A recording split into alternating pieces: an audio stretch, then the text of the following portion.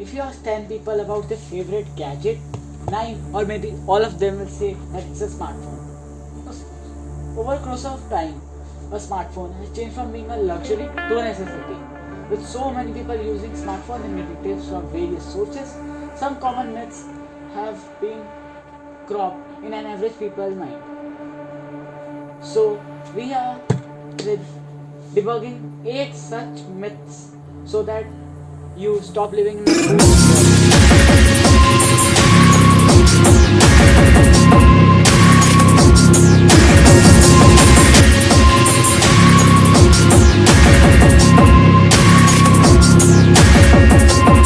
Time honest list is that charging your battery overnight will damage your phone. Smartphones are called smart for a reason. In fact, today's devices are so smart that they know when to charge and when to stop charging, and will automatically stop when they reach that point. Well, it's true that a few years ago, overcharging your phone may have damaged the battery. Today, so as long as you use an official charger, your phone is not going to get damaged even if you charge at all night long. So it's worth remembering that all phones' batteries are in a state of constant decay. So none will last forever. However, charging your phone overnight will not increase damage to your phone. So the seventh one on this list is that automatic brightness settings will save power. Off the bat, this one quite makes sense. When your screen is less illuminated, your device will save power. The automatic brightness setting allows your phone to reduce your illumination to match the environmental conditions. So therefore, automatic brightness save power. That may be a neat signalism, but it is not correct. Therefore, there are at least 2 reasons for this. Firstly, it's not always true that automatic brightness will lower illumination. You may spend a lot of time in a well-lit environment which will increase brightness and reduce the battery. So even secondly, even in a dark lit environment, the amount of power used by a light sensor in addition to the processor power need to analyze the data will often be more than the power saved by auto dimming. The sixth one on this list is that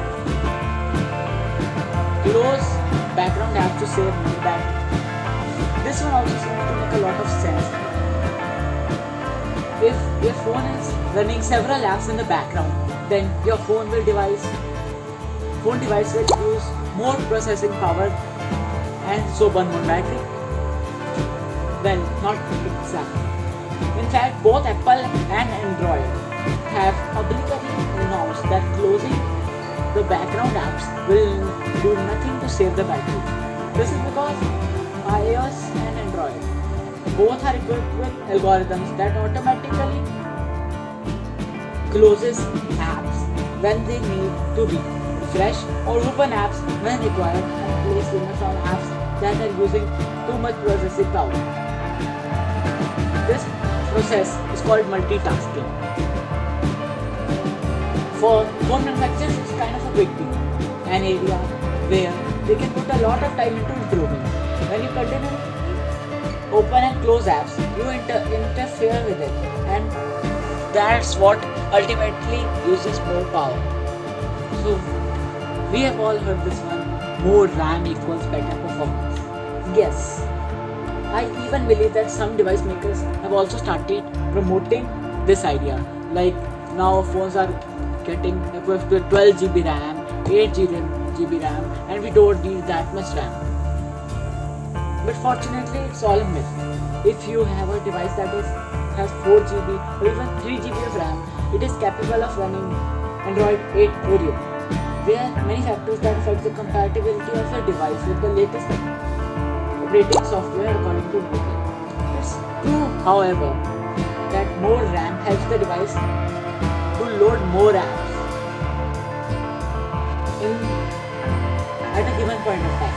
But ask yourself honestly, when was the last time you were working on 4 to 5 apps at the same time. RAM modules or chips for mobile phones are expensive and are directly responsible for boosting the price of device. So be very careful while you always go ahead and fall for that phone with 8 GB RAM, 12 GB RAM. Always consider the kind of usage you have and then decide what's better and what's not. So the fourth one on this list is that more megapixel equals a better picture. What's a megapixel? It is 1 million pixels. As such, a camera with a resolution of 12 megapixels can capture an image made of 12 million pixels. Many people, including the smartphone manufacturers, talk of megapixel as being the primary indicator of how good a camera is. However, these days, pixel quality is far more important. In other words, a 12 megapixel camera with high quality pixels can take better photos than a camera with 20 megapixel camera with low quality pixels. What's more, the highest quality pixels are quite large, which means that lens can be crammed into a single image. And that's why many YouTubers are still comparing the S20 Ultra with the iPhone 11 Pro Max, because the iPhone 11 Pro Max has very good pixels quality. That's why it is the 12 megapixel camera is still being compared to the 108 megapixel camera on the S20 Ultra. So next time you go phone shopping, remember that more megapixel does not mean better photos. Third is that it's a bad idea to keep your phone next to a credit card. At some point you've been probably told that don't keep your phone in the same pocket as your credit card. The reason being that credit cards as well as debit cards, access cards, loyalty cards which come into close contact with the smartphone are in danger of having their magnetic strips demagnetized.